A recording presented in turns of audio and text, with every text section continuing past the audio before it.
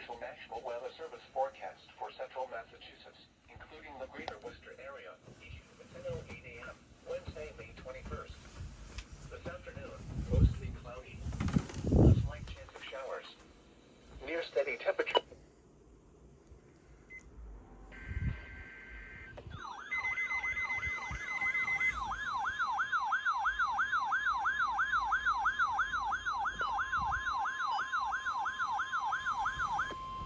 This is a test of NWR Radio's warning alarm system.